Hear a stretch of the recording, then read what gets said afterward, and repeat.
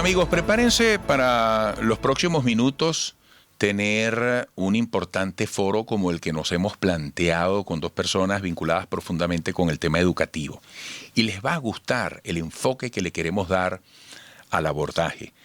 Y desde ya quiero compartir con ustedes, antes de pasar a describir quiénes son mis invitados para este foro, este trabajo de Fernando Britt, quien es psicólogo, tengo entendido que es un psicólogo uruguayo, pone visiblemente sobre la mesa una manera distinta de abordar la educación dentro del contexto de la pandemia. Él se hace varias preguntas. Dice, ¿y qué pasa si los chicos pierden este año escolar?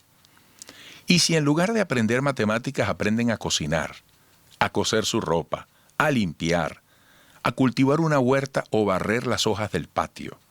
Si aprenden a cantarle canciones a sus abuelos o a sus hermanos más chicos, si aprenden a cuidar a sus mascotas, si desarrollan su imaginación y pintan un cuadro, si aprenden a disfrutar de la lectura, si aprenden a ser más responsables y conectados con toda la familia en la casa, si nosotros, madres y padres, les enseñamos a ser buenas personas. Y usted agréguele cualquier cantidad de preguntas a esa lista. Yo le agregaría si comparten un cuento con mamá y papá y hacen una narración, un resumen.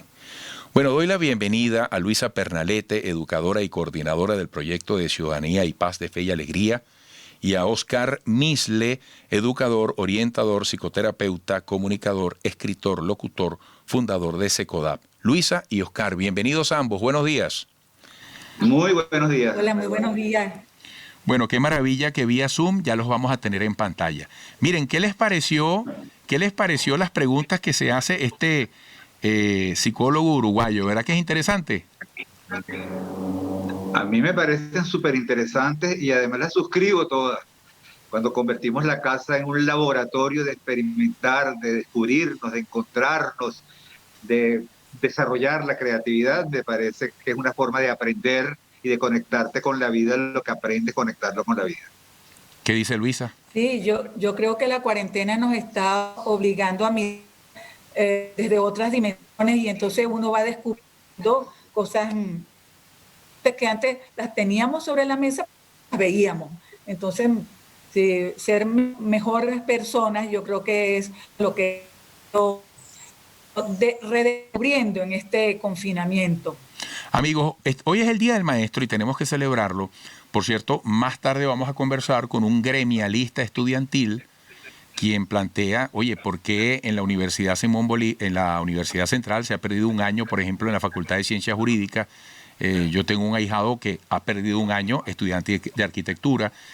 Muchos dirán, bueno, una carrera como medicina, odontología, es una cosa, pero ¿por qué otras carreras no pueden activarse? Es decir, hoy estamos abordando el tema educativo y acabamos de finalizar un año en modo a distancia, online, y acabamos de empezar otro. ¿Cómo colocan ustedes en perspectiva este desafiante camino que nos toca recorrer para la educación que en Venezuela no está en condiciones en nada cercanas a la normalidad, ¿no? Aparte del tema pandemia. ¿Quién quiere opinar primero? Bueno, fíjate, la educación, desde hace muchísimos años en SECODAP nos hemos venido planteando, y yo personalmente, cómo tiene que ser la educación para que la educación sea significativa, para que la educación realmente forme y no solamente informe, que promueva el trabajo colaborativo de equipo, donde se sienta que la solidaridad se lleva a la práctica para formar mejores ciudadanos. Eso requiere una revisión curricular, cuál es el sentido, cuál es el para qué de la educación, y sobre todo el acompañamiento al docente que está haciendo un trabajo, y lo felicitamos en este día de verdad por toda esa entrega, por toda la vocación, por todos los retos y desafíos, pero hay que formarlos, hay que tener oportunidades para poder hacernos esta pregunta de fondo, ¿cómo debe ser la educación? Y yo no estoy muy convencido de que la educación a distancia vino para quedarse, que es importante el manejo único y exclusivamente de tecnología, sino ver tal como dice Fernando Britt, cuáles son las posibilidades y oportunidades que hay para que el estudiante pueda desarrollar lo que es el autoaprendizaje, inclusive esa formación autodidacta que le permita conectarse con el mundo y poder utilizar las tecnologías y no que las tecnologías lo utilicen a ellos. ¿Qué opina Luisa? Sí, mira, lo primero que yo suelo decir en estos temas es que la educación venezolana no entró en problemas con la cuarentena. Y nosotros tenemos varios años con lo que se llama la rutina escolar alterada por diversas razones. Pues lo que hace la cuarentena es complicarla porque esto nos agarró de sorpresa a todos los educadores del mundo. O sea, se ha trabajado en educación a distancia con adultos, con universitarios, no desde el siglo pasado, desde el siglo antepasado, con la educación por correspondencia a distancia también, no solamente la que utiliza el Internet. Pero por supuesto, para niños y adolescentes no se había trabajado nunca. Entonces a los educadores de todo el mundo, no solo de Venezuela, nos agarra sin herramientas. Y creo que no se le ha dado, en eso suscribo lo que dice Oscar, el acompañamiento necesario, el entrenamiento. Nosotros en Fe Alegría, pues, a los 15 días comenzamos con programas de radio, pero ya teníamos experiencia en educación radiofónica para adultos. Lo que hicimos fue conformar un equipo para niños y adolescentes. Y también comenzamos a acompañar al maestro en darle herramientas, porque la educación a distancia no es lo mismo que la educación presencial. Es diferente, pero tiene también sus valores. O sea, hay posibilidad de hacer muchas cosas en educación a distancia si uno tiene las herramientas adecuadas. Ahora, si no se tienen, por ejemplo, se rompe el lazo afectivo, entonces se convierte en un mandar tareas. Eso no es educación. Qué interesante. Claro, entonces mandar tareas, eso no es educación a distancia, ¿no? Pero el maestro que no tiene más herramientas, bueno, eso es lo que hace. Entonces, el educador venezolano está muy huérfano. Y nosotros nos damos cuenta cuando tenemos equipos que son acompañados por su equipo directivo, que son acompañados en nuestro caso nacionales o por el Centro de Formación e Investigación de Fe Alegría, al cual pertenezco yo, pues entonces el maestro va aprendiendo y va mejorando su trabajo, ¿no? Entonces, creo que los retos son muy grandes, son distintos a la educación presencial, y entonces pues va mejorando el trabajo. Por ejemplo, no perder el lazo afectivo. Los expertos internacionales dicen que si se rompe el lazo afectivo es mucho más posible que el niño o el adolescente abandone la escuela. Si se tiene el lazo afectivo, que esto hay maneras de hacerlo, eso se aprende y se enseña, entonces es posible, más difícil que el muchacho abandone. Entonces, sí, son retos distintos y entonces pues requieren herramientas distintas también. Bueno, Luisa Pernalete dice que la pandemia llegó para complicar aún más algo que ya venía complicado, la rutina escolar alterada. Oscar Misle dice que esto pasará en algún momento, que no podemos tomar la educación a distancia como algo definitivo. Y ustedes han destacado ambos el componente humano y afectivo de la educación. Quiero que al regreso me cuenten cómo hasta ahora perciben se ha conducido esto de la educación a distancia o qué podríamos hacer.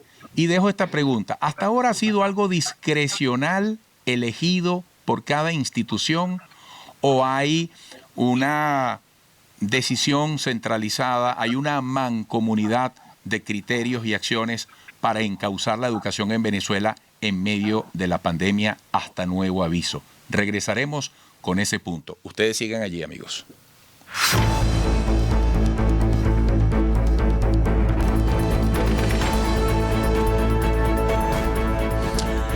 Oscar Misle, educador, orientador, psicoterapeuta, comunicador, escritor, locutor, fundador de SECODAP. Luisa Pernalete, educadora y coordinadora del proyecto de Ciudadanía y Paz de Fe y Alegría. Bueno, se trastocan los ambientes para ese niño. Una cosa es estar en casa con una mamá que probablemente tiene que dedicarse a ocupaciones en casa o afuera. Otra cosa es estar en el colegio, en el roce con sus compañeritos, la rutina.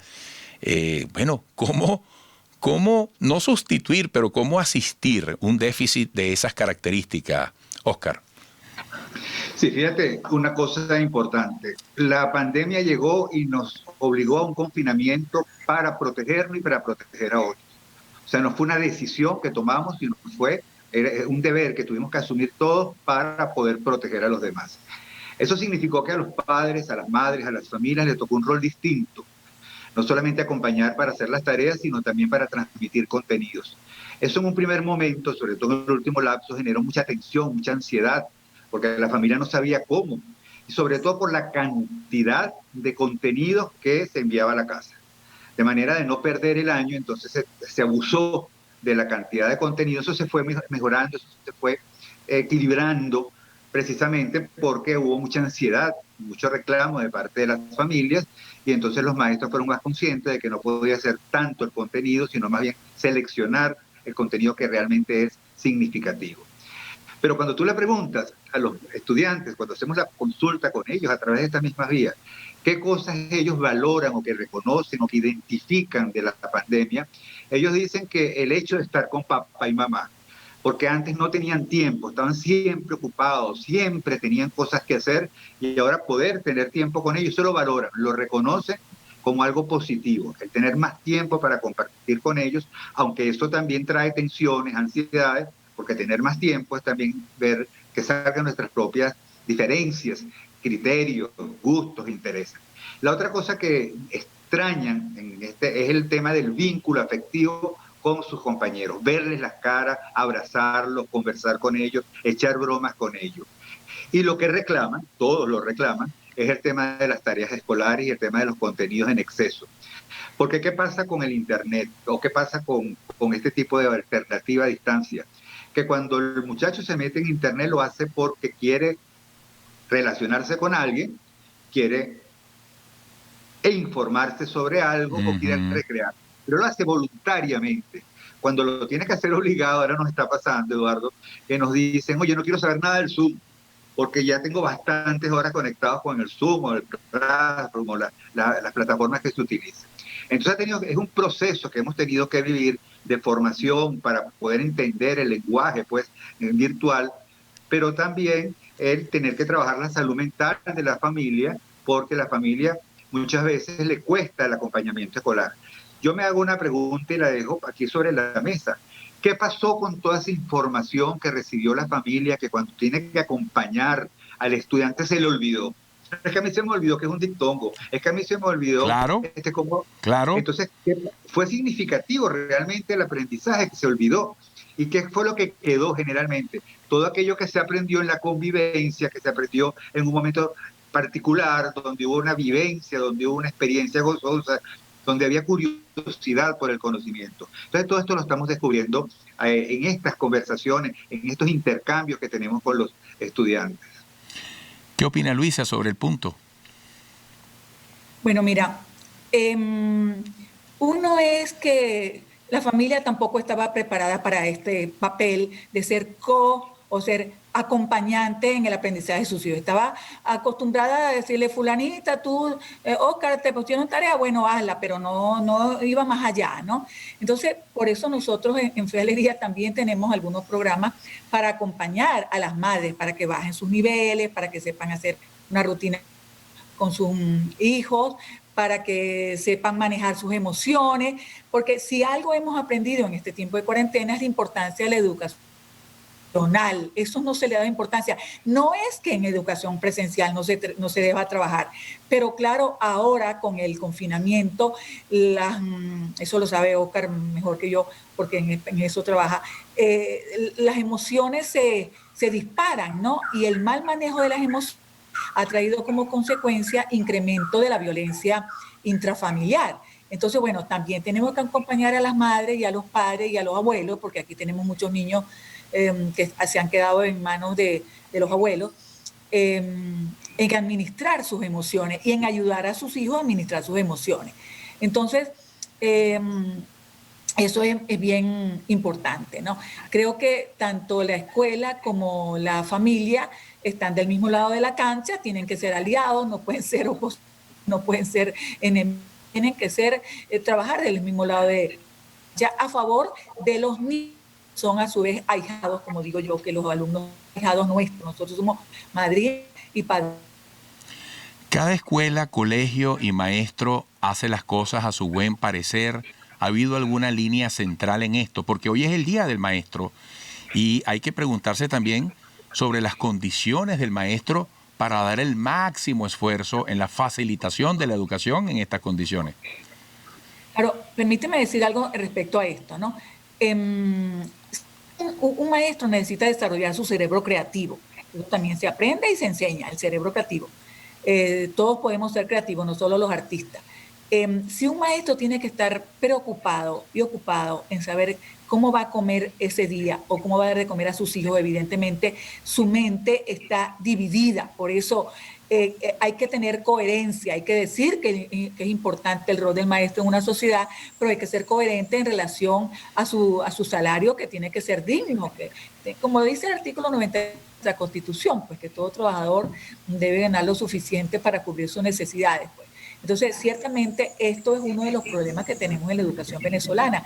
Cuando yo decía en el segmento anterior que la rutina escolar venezolana está alterada, esto es una de las alteraciones. Las renuncias de maestros porque no pueden vivir con el salario que tienen. Entonces, aún así, uno se consigue con maestros extraordinarios, heroicos. Yo me la paso siendo una cronista de esos testimonios de heroísmo escolar. Pero ciertamente tú no le puedes pedir heroísmo todos los días y todo el año y un año tras año. Entonces, ciertamente la sociedad tiene que ocuparse de sus maestros. Las autoridades que toman las decisiones tienen que entender que la situación es insostenible. Yo he sabido de turnos en colegios que se han cerrado por falta de maestros, pues. Entonces eso realmente es terrible. La educación. Sí. Oscar, en razón del tiempo, para cerrar, por favor, tu punto de vista y conclusión. Sí, creo que a la pregunta tuya de si ha habido un plan nacional, una política coherente, consistente, que permita entender las diferentes realidades y los diferentes contextos, no. Entonces esto requiere mayor participación de la sociedad, mayor conexión de lo que es la familia y la escuela para trabajar en equipo, como dice Luisa, para lograr que la educación sea un proceso que permita dar las respuestas que requiere el momento actual, donde lo cognitivo sea importante, pero también lo socioafectivo, y sobre todo que terminemos con la pregunta, dar respuesta a la pregunta, el para qué de la educación. ¿Qué tipo de hombre, qué tipo de mujer queremos o necesitamos para lograr ir superando todos estos desafíos que se nos presentan, que están siendo oportunidades? Yo sí creo que son oportunidades y la esperanza hay que mantenerla, pero con pie en tierra y sobre todo con la disposición y la voluntad de poder hacer los cambios que se requieren políticos para poder lograr que la educación sea transformadora y que no solamente se quede en informar. Luisa, tus conclusiones, por favor. Sí, yo creo que el maestro hay que tratarlo con cariño, hay que cuidar a los cuidadores, y ese tratamiento con cariño no es solamente el reconocimiento verbal del trabajo, sino también la coherencia con la dignificación de su labor. De hecho, de ahí nació en 1932 lo que hoy se llama el Día del Maestro, pues unos grupos de maestros decidieron hacer la Sociedad de Maestros de Instrucción Pública en 1932, en plena dictadura de Juan Vicente Gómez. El contexto sigue siendo difícil, pero realmente la sociedad y las autoridades tienen que ocuparse de los maestros, para que los maestros nos podamos ocupar de los muchachos. Bueno, qué interesante, agradecido con Oscar Misle, educador, orientador, psicoterapeuta, comunicador, escritor, locutor, fundador de SECODAP, y Luisa Pernalete, educadora y coordinadora del proyecto de Ciudadanía y Paz de Fe y Alegría, por este interesante foro que nos han permitido. Reciban un fuerte abrazo de gratitud y bueno, celebremos juntos el Día del Maestro. Sí, gracias a ustedes por la oportunidad. Muchísimas gracias, muy honrados. Bueno, cierro de nuevo porque es bellísimo esta lista de preguntas que se hace el psicólogo uruguayo Fernando Brit a propósito del Día del Maestro y el contexto de lo que ha sido la pandemia. Y dice, ¿qué pasa si los chicos pierden este año escolar? Y si en lugar de aprender matemáticas aprenden a cocinar, a coser su ropa, a limpiar, a cultivar una huerta o barrer las hojas del patio. Si aprenden a cantarle canciones a sus abuelos o a sus hermanos más chicos. Si aprenden a cuidar a sus mascotas. Si desarrollan su imaginación y pintan un cuadro. Si aprenden a disfrutar de la lectura. Si aprenden a ser más responsables y conectados con toda la familia en la casa. Si nosotros, madres y padres, les enseñamos a ser buenas personas. ¡Qué belleza!